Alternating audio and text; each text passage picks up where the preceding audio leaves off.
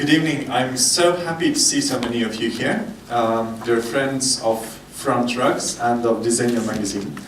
I will give a brief introduction. First of all, of who I am. I am the director of Front Rugs, and you will meet a few of my colleagues later today, and you have met some of them already at the entrance. But then, what is the reason for us meeting here tonight? And not only this is the launch of two new collections by the renowned rug designer Jan Kath. So the collection Boro and collection Dresses. But also this has given us a very good cause for meeting, and as my colleague Adam said earlier today, the tagline of this exhibition and of the talk today should not be the Art of Repurpose, but it should actually be, the tagline should sound something like repurpose of the repurposing or something like that. And why is it so? Well, first of all, because Boro as fabric is already a repurposing, an act of repurposing and this is something that our dear panelists will be able to tell you more about. And then, of course, Jan, having created a rug collection inspired by the fabrics and textiles of Boro, is another act of repurposing. And Dresses is something that underlines another aspect of the designer being influenced by the zeitgeist, by patterns, by fabrics, by things aging, how that goes through the times, what is left there, what is not left there, how those things become used nowadays, and here the inspiration mainly comes from the dresses of the end of 19th century and 18th century. And you will see there are many aspects that link these two themes together. The Boro textiles and the dresses, and of course how all of that is translated into rugs that you see around here. Coming this evening, my name is Ollie Stratford. I'm the editor-in-chief of Designer magazine, which is a quarterly journal devoted to design, architecture and fashion. The topic of this evening, we're looking at Boro, historical Boro textiles, and we're also looking at some of the lessons prompted by Boro. So ideas of repurposing material. We're also looking at the notion of using textiles in spaces, how textiles can be culturally charged. So we've got quite a broad remit this evening. I hope we'll cover as much of it as possible. I'm going to introduce the panel here with me. So on the far left we have, well, your far right I suppose, we have Laren Li, an academic PhD candidate at the Royal College of Art, whose doctoral thesis is focused on Japanese patchwork and mending culture, as well as its applications to contemporary fashion theory. In the middle we have Morag Myerscough, founder of the design practice Studio Myerscough. Morag works across multiple disciplines, with her design often prioritising bold, experiential expressions that engage community and local responses. And then finally we have Seetal Solanki, the designer behind the research design studio Matter. Seetal specialises in investigating materials, looking at their past, ways in which they're being used today, and also future uses of materials. And she also tutors on the RCA's interior design platform, with a particular focus on the role of textiles within spaces. So, to begin with, a little bit of an overview. What we're looking at Boro, which are the Japanese patchwork textiles, which you can see here, and there's another one at the entrance to the showroom. And I would recommend everyone spends a little bit of time afterwards and gets to look at them in closer detail. So these were being worn and produced by peasant farming classes in Japan. As Eggers mentioned, the examples are largely from the 18th, 19th and early 20th century. They're built up from shreds of fabric over time and often dyed with indigo. So to begin, Laren, maybe you can provide us with a little bit more detail. Can you tell us when these textiles began to be produced and who was producing them? Okay, thanks Ollie for inviting me here. And hello everyone, I'm Laren, and I'm a PhD student from RCA. And my thesis is focusing on Japanese Boro, but I won't say I'm an expert on Boro, so anyone if you have any other information, please just jump in. I will talk briefly about the history of Boro. It's really hard to give a specific date of Boro because one piece of Boro, it can be handed down generations by generations, so we can't give a specific date of it. But usually we say Boro was start from the late Edo period and the beginning of Meiji. The Boro was usually found in the north part of Japan, which is called Tohoku region. Tohoku means north in Japanese, because the climate there was very cold. The frozen island was just too cold to grow cotton, so people living there it's hard for them to get the cotton fabric, and the railway wasn't built from the south. Until the railway was built from the south to the north in the late 19th century, it's really hard for them. The only way for them to get cotton was from the sellers, from the sea road. The used kimonos was brought to the north area, and the rugs was remade into Boro. So Boro literally means rugs in Japanese. And I think that's like... So these pieces were being built up over time. New elements of fabric were being introduced to them as the fabrics became worn or as new materials were made available. Is that correct? It's not new fabric. They start from old fabrics. Mm. And so the indigo is very typical of Boro. Why was indigo so prevalent in the dyeing? Because indigo, the dye, is a very common plant in Japan.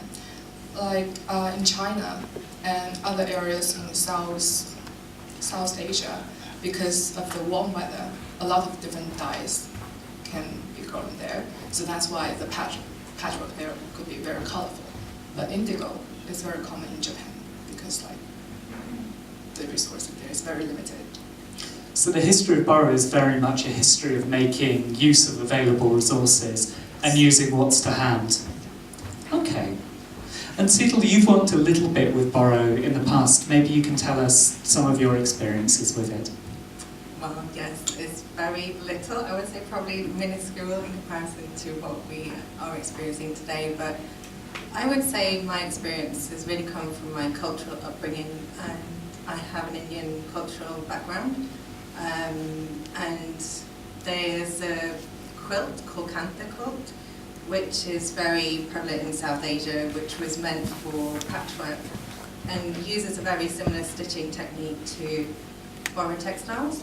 So it's taking old saris, old types of fabric from quilts or blankets, and reusing it and repurposing it to create warmth in the home, essentially. So it really derives from necessity, and enables you to keep warm. And so I experimented a lot with that and referencing Boro textiles and seeing the cross-cultural differences and similarities through textiles.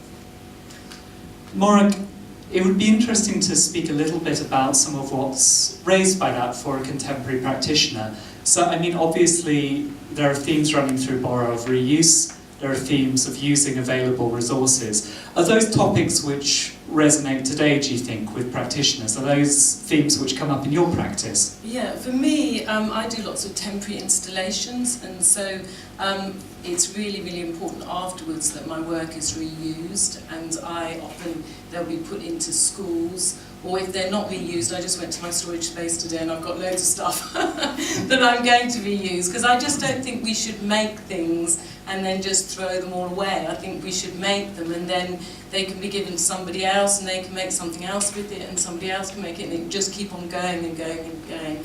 And that's where because I feel very strongly not to just make big things for festivals and then just throw them out. It's just wrong, so. Is that a difficult thing to persuade people of the value of, though? Because often something that's been recycled or reused is seen as not of particular value. That's sometimes treated as a negative. how much do you find you have to address perceptions around that? Not with community, because I work a lot with community. In the people who I make it for in the first place, maybe they don't want it. but loads of other people along the line, they would love to be given materials, be given things that they don't have any money. You know, there's no money to do those things, and so they're given this stuff, and then they can make things with it. I think, yeah, I don't. There doesn't seem to be a problem about that. Laren, how would the Boro textiles have been perceived and treated at the time in which they were created? Because today, I think there's a fascination with the textiles, with their aesthetic. They're often displayed as artwork and the scene is very desirable. But these were produced, as you mentioned, out of necessity. And you know, they were clothes for people who didn't necessarily have very many other options. So how would these textiles have been seen at the time in which they were produced? Well, I think I'll follow with that question about value first. In the beginning, Boro was not made for other people, it was made for family. So the value is about the human care sewn within the fabric.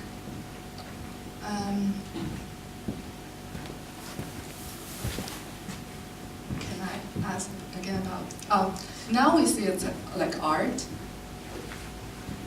It might because of the galleries and collectors coming to Japan. Because after the modernization in Japan, people don't need to mending clothes anymore. So they hide it in the corner at home and throw them away. But people out of Japan come to Japan and see, wow, this is art. This is like abstract art. They got them in a very cheap price. And I heard from a collector that he used to make an exhibition, put Boro here, and another abstract art parallel to it. They just find this is fascinating. So they purchased this in a very high price. And like, I remember, like 4 years ago, in Somerset House, there was an exhibition about Boro. I can't remember the name, but those fabrics are from a collector in Paris, and his wife is a Japanese. That's why he has this connection in Japan. Bought a lot of Boros in a very cheap price and held that exhibition. And after that exhibition, Boro becomes art. And he told me that Paul Smith, the fashion designer, came to that exhibition, found inspiration from those pieces. And that year's Paul Smith collection has a Boro collection. Since then, Boro comes into fashion. That's like an artification circle of art. What do you think the effect of that kind of process is for a textile like that, which is grown out of a very specific cultural context and at a particular time? What does it mean for that to become somewhat aestheticized and to be woven into contemporary practice? Seetal, I mean, this is something you look at a lot, the cultural history of materials and textiles. How can that be done sensitively? How do you keep the sort of cultural history behind a fabric or textile? I think initially you have to respect where it comes from and have an understanding of where something has originated. So a lot of the work that I do with my practice is really understanding where things come from, the provenance of something. So you understand where it exists today and how it's evolved. And I think the nature of art design is evolution. I think we can't, and diversity and appropriation, I think, is natural progress to how we design in the future has to come from somewhere. And naturally, we're all inspired from something and somehow merge different worlds together through the understanding of where things have come from. So I think, well, just being aware of where something originates is really crucial to where it goes in the future. Morag, is this something that you can jump in on a little bit? Because often your works are for very specific contexts. A lot of your practice is about responding to a context and trying to do that in a sensitive, engaged way. So how do you tackle issues like this? How do you work with a specific context and then try to treat that in a respectful and interesting way while producing new work out of it? In respect to cultures and working with stuff. Well, also communities as well, Yeah, because a lot of your work is responding to a specific community. Yeah, I mean, I did a big project on migration in Graz, and I worked with lots of different cultural communities, and I wanted to make patterns with them.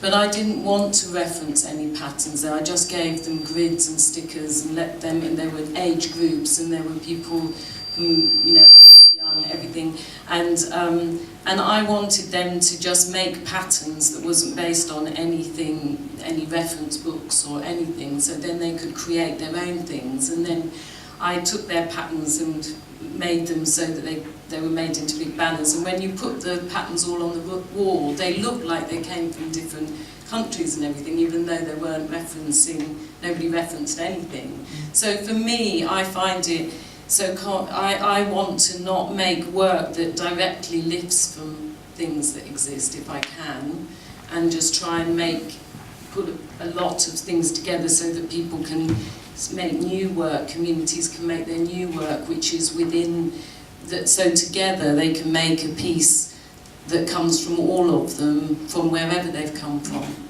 and not just trying to specifically identify this is by this group of people and that by that group of people.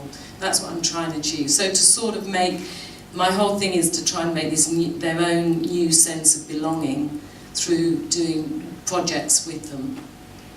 I hope that makes sense. I was like, it was quite hard to explain. Seetal, how does this factor into, say, your teaching work at the RCA? Because, for instance, you're looking very much at the use of textiles and fabrics within an interior space, and are a practitioner who's very interested about sort of the cultural resonances. Does what Morag described there, is that familiar to you from your teaching? How do you engage designers today working with fabrics or textiles like Boro or anything along similar lines? Yeah, I completely agree with how Morag approaches working with communities. I think it really stems from an emotional connection and cultural connection, and that's something that's so rooted in materials and textiles, you can't really escape it. And so how I kind of approach my students' work with textiles and materials is by getting them to emotionally connect to a space and emotionally connect to it through the material. So that creates their own values to the space. They're trying to embrace something through meaning, effectively, rather than, oh, this is new, so let's do something with that. I think a lot of it has to come from something you care about. So that's the difference. How easy is it to encourage that in students? Is that something which comes naturally, or is that a struggle to develop that kind of sensitivity towards it or approach? It's quite challenging because a lot of the time I feel like I'm their counsellor as well as their teacher. So I'm trying to really strip back like what is actually the essence of them and who they are as a designer. And I'm doing that through the material and the textiles. And because we all are made of something, and that is essentially what I'm trying to get out of these students. But on the other hand, they're so engaged with trying to make positive change. That's all they want to do. And that's when materials can really become the catalyst for that. So for me, it's challenging but really exciting. Laren, can you provide some of the context within fashion for this? So you mentioned contemporary designers working with Boro and finding interest in that and wanting to weave that into their fashion collections. Which practitioners are doing that, and how are they going about it? Sure. Like in Japan now, a lot of avant-garde Japanese designers and brands are making clothes very like Boro. for now I can remember is one is called Capital. That was K-A-P-I-T-A-O. Their clothes are all handmade. I heard that is what I heard. And on their webpage, they have a story about the origins of Boro and why they're making garments like Boro. It's like an old tradition of the Japanese craftsmanship. And other Western brands like this season's Chanel and Louis Vuitton menswear in 2013, which the designer Kim Jones, when he traveled to South Asia, Thailand, and Japan, he found the inspiration from Boro, and then he collaborated with the designer in Capital, the brand I just mentioned, and made that season's menswear in Japanese patchwork. And also Karl Lagerfeld and the cruise collection in 2014, I remember, if you remember the runway, all the models are like making a propaganda thing. He made a Japanese patchwork handbag, borrowed inspiration from Boro. What do you think is driving that kind of engagement with Boro? What makes so many designers interested in it? I mean, you mentioned there the idea of wanting to engage with the tradition and wanting to engage with craftsmanship. Across design, do you think there is this desire for authenticity, a desire to connect to practices from the past? I think patchwork is a universal thing. It's not just Japanese making patchwork. British people making patchwork, and patchwork is like a feminism symbol in America. Like the G-span patchwork is like I remember G-span is a patchwork born in Alabama, formed in a black community. So, I mean, we wear clothes, and when it breaks, we mend it. Boro is just make the mending visible, and that's like something special, I think. It's not like a decoration. It's born of necessity. I think that's what makes it valuable. Sorry. Would that find parallels with something like kintsugi, the fixing with the golden? Yeah, the repair craft kintsugi, which makes the golden areas like put the gold there. Yeah, so if anyone hasn't seen it, it's with sort of ceramics. When there's a break, it's fixed over with gold, or sections are filled in, so the break becomes very, very visible, and it sort of emphasises that event as part of the history. Imperfection. Yeah, so do you think there's a sort of wider tradition of this, wanting to engage with repair and wanting that to be a part of the history of an object, or an interest in that within design? And perhaps you can provide a little bit of the historical context, and then Seetal and Morag, maybe you could speak a little bit about how you see that within contemporary practice. You mentioned about kintsugi, and I just remember an article I read about kintsugi and its relation to the geoculture of Japan, because Japan, the earthquakes in Japan happens a lot. So people really appreciate everything they got, because it's very often it will be broken during the natural disasters. So they want to fix things. This is like a mindset in Japanese, of Japanese. And Seetal, maybe do you want to speak a little bit about how you see that in contemporary practice? Because there would be a lot of benefits towards that approach, right? Embracing temporality, that things don't last forever, in a sort of society which consumes more and more and new things. There seem to be quite a lot of lessons which might be taken from that. Yeah, absolutely. And I think what's really interesting about materials now and what's happening with materials in the future is really taking into consideration temporality, like Ollie says, is this material biodegradable so it will regenerate into the soil and create richness and nutrients, or will it degrade and I need to repair it. And therefore the repair comes with something that's much stronger. And more materials are being developed for repair. So there's a material called self-healing concrete, which has a bacteria within it to heal it. So this is still in development and has been for a number of years now.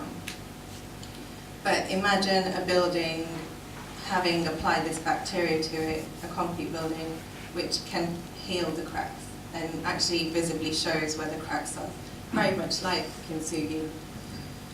So it's taking almost inspiration from something in repair culture that's very historical, but bringing it into a context that actually can be useful in a much bigger way, I think, especially within buildings, and so many concrete buildings exist all around the world. So there's that. There's also that degradability, I think, is really interesting in terms of materials. How long that could last, durability, do we make it more durable because we repair it? And do we repair it with something that's stronger? And I think that's what's interesting with the thread and the fabric. The thread actually makes the material stronger. So there's so much cross-pollination that's happening with industries. So it might be fashion mixing with interiors, or scientists with bacteria working with architectural engineers to develop materials that can last even longer than they have done. Morag, maybe this is something you can jump in on. How do you see those themes playing out within your work, and how do you see the future of that within design? For instance, in terms of your work with spaces, are these themes of reusability going to get stronger, or are they voguish at present? What do you think? I mean, I think they just go through fashion, not phases, I think is the word, where, because I was brought up very much, in a household where everybody made things, repaired things. My grandmother was a French hat designer for Hartnells, but then she had her clothes, she wanted to be a particular way, but didn't have enough money, so she changed her same outfit into a coat, into a dress, into trousers, that sort of thing. And then when you've lived through that, you sort of want to maybe live in a more consumable. So I think people went through a phase, and then, it's a bit like all the traditional think Boro, nobody liked them in Japan, but everybody outside Japan loved them, so, and now the people in Japan come round to it and going, oh, actually, we love our own things, so we're now going to make something with our own things. And so I think it's that thing that we realise the bad things that our consumerism has done to the world and everything, and that we need to improve that. We need to rethink about why people did things in the past. And there were reasons why they did them, not just because they were poor and other people were rich, as well. So I think and hopefully now it's about people having a conscience and people making better decisions and actually making things that last rather than throwing everything away all the time. So, I think we're moving forward, I would say. Thank God, because it took quite a long time, it took like 40 years, 50 years or something. So is the key to trying to encourage those values and encourage that approach, is that just a case of education, like informing? For instance, you mentioned not necessarily understanding the reasons as to why, say, Boro looks the way it does, as to why it was made out of the materials it was. Is that the way to encourage better consumer behaviour?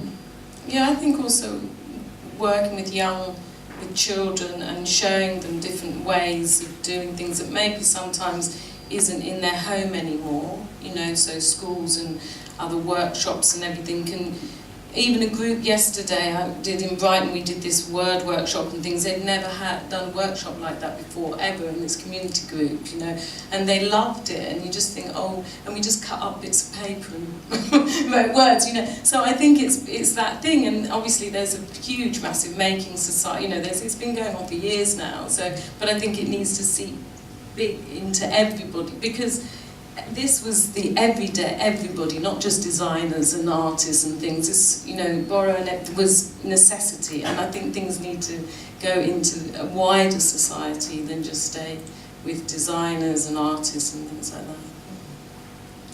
And Seetal, maybe as one of the last areas we're going to look at before we open it up to questions from the floor, is this notion of looking at textiles within an interior space and the treatment there. There sometimes seems a little bit of nervousness or priggishness around using textiles. I wonder if you could talk to us a little bit about why that might be and what textiles can actually bring to a space, perhaps. Yeah, it's an interesting question, because when I used to get asked, and I still get asked what I do for a living, and I mention I'm a textile designer and sometimes I say materials designer, some of the responses will be, can you make me a cushion? And can you make me a dress? And although I can do those things, I think there's also a misconception to what textiles are and materials are. And within an interior space, in particular, what it can do is to encourage warmth in a space. It can encourage softness. It can encourage, sensitivity. Like we're sat on here, and this is a textile sofa. Is by their characteristics rather than their type. So when designing an interior space, you're designing by understanding how it functions and feels, rather than it, oh, we need a wood, or we need a glass, or we need a metal. Well, actually, we want this area to feel warm and lovely and cozy. And by categorizing the materials in that way, you can create those environments. Morag, textiles something that you work with within your practice. How do you see their value? What do they bring to your work? My mum was a textile artist, and I've been fought the battle of people's perception of textiles for a very long time.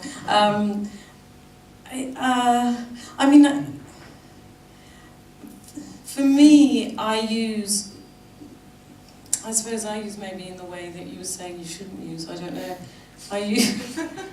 I use materials for warmth, for making a sense of something in a space, but maybe I choose it a little bit more in is it wood or is it materials or something like that.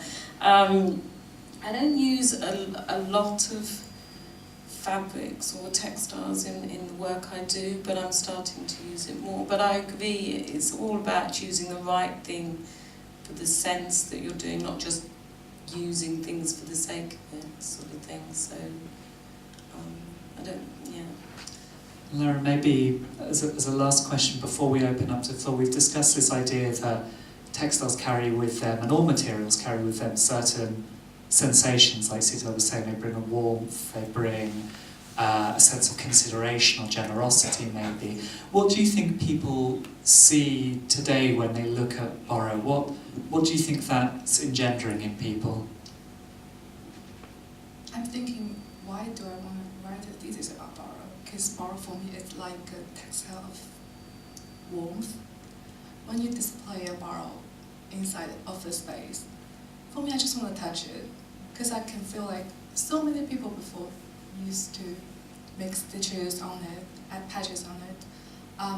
Last winter I went to Japan. I went to an exhibition in Tokyo on Boro. And this is the first time in my life in an exhibition you can really touch and feel the objects. And that's just amazing. That makes me feel like Boro is something,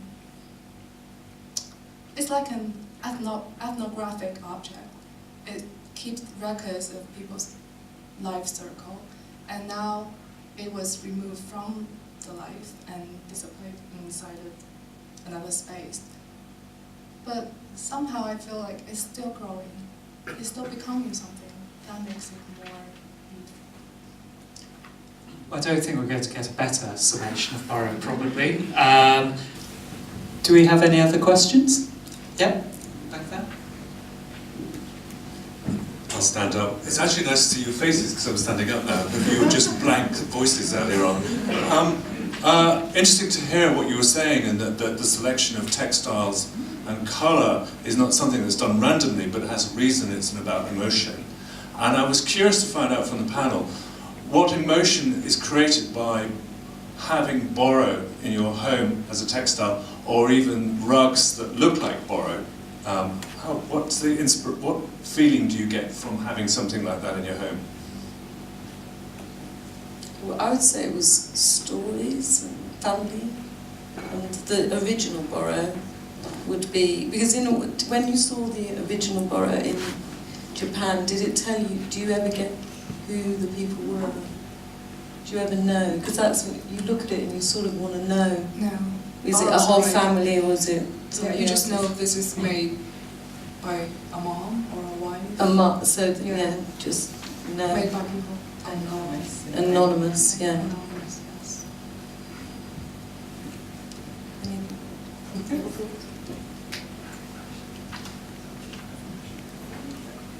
Was there a sense of embedding a narrative within a space, that a space doesn't necessarily need to be neutral or pristine or entirely contemporary, that perhaps maybe there's something like that you could get through it, a little bit of, yeah, as you said, a past coming through, or previous narratives? Previous, yeah. Only if you know why they made borrows and how. Because this piece is a small one. Mm-hmm. I saw one, it weighs 15 kilograms. It's like a huge bed. All the family, father, mother, and their child, sleeping together inside of this borrow. Mm-hmm. So now you know the story. Perhaps next time you see a borrow, you'll feel different. Yeah, exactly. I think that's the thing. Yeah. You want to know the stories, don't you? Yeah. Yeah, and then you have that story in your In the beginning, house, it's like so you make the decision. First time you will see it, it's like visually you were attracted by it. Exactly. And then you started to know The about layers, it, you know yeah. the stories behind it, the history. That makes Yeah. And also where it comes from, I think. That's such an interesting story in itself. Like, where did you pick this piece from? You get asked, it's so unusual. Where in the world does it come from? Mm. And that already has so much history in itself. Why you went there, where it came from, who's it made from. Exactly. So yeah. It's like a textile embodiment of yeah. your Memories history and stories and history. And, yeah. Do we have any final questions? Yeah, just here. Hi, so this is a question. You said just wondering why it was indigo, when you said it comes from something that naturally occurred in Japan, so I'd just like to know why, because what I'm interested is blue is not a very natural colour. That's why the sky is blue, because that's the way that's absorbed there. So I'm just interested to find out where that blue cake comes from. I used to think like Japanese people just like indigo. But when I talked to the local Japanese, they said like now people think indigo is a color for the farmers, for the peasant level. But in the old time when they went to the fields to work, the indigo dye has a smell, and the insects don't like it. So when they work, they will maybe tear off a stripe of the fabric and burn it. So to get rid of the mosquitoes and other insects. So it's very functional. It's a functional dye. And now we just feel like, it's beautiful. It's like a Japanese color. Practical. Okay, so I'd like to thank Front for hosting us here this evening. I hope you'll also join me in thanking all of the panellists. And thank you for everyone's attention.